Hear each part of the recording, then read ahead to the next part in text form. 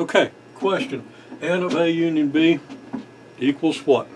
Now I have to look here what number is this. This is number 115 on the list. Okay, well, in terms of the numbers of elements in A, B, and A intersection B, it's going to look something like this. Now A union B is this set, which consists of 3 regions. Okay, so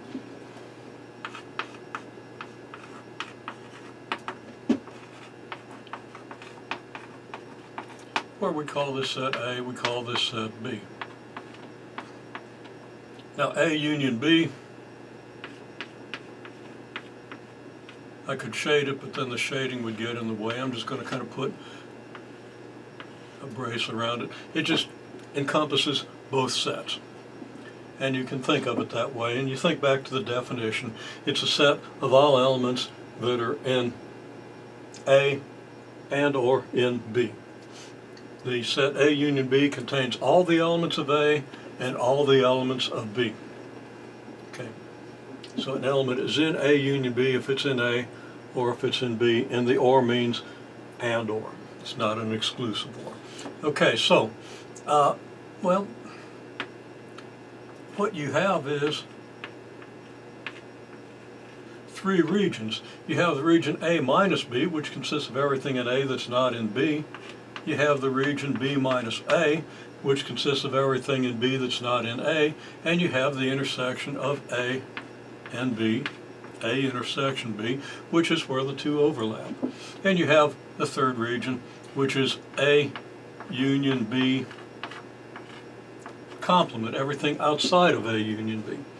Okay, so the number that's in A union B has to equal the number that's in here plus the number that's in here plus the number that's in here, doesn't it?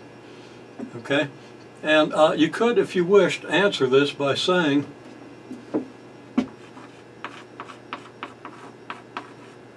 that the number in A union B is a number in A minus B plus a number in A intersection B plus the number in B minus A. Now I'm reading this as number in, officially this is cardinality of. Cardinality of this is equal to cardinality of this plus a cardinality of this plus a cardinality of this. Okay? Because A union B consists of these 3 sets, okay? And there's no overlap between these 3 sets. So if you add the number here to the number here to the number here, you've got it. Now, if the problem, and I think this problem actually does, says do this in terms of the number in A and the number in B. Okay, so again, here we have A, here we have B. So what can you say about that? Well, the number in A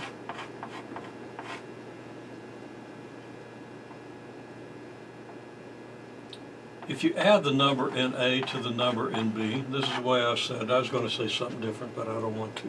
Okay, the number in A plus the number in B certainly isn't going to be less than the number in A union B.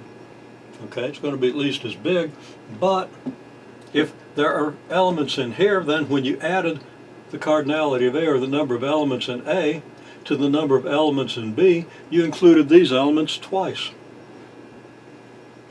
Okay, so really,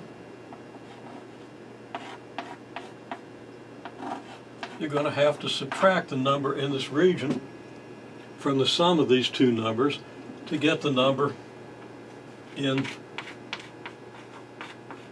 A union B, or the cardinality of A union B. It's the cardinality of A plus the cardinality of B minus the cardinality of the intersection.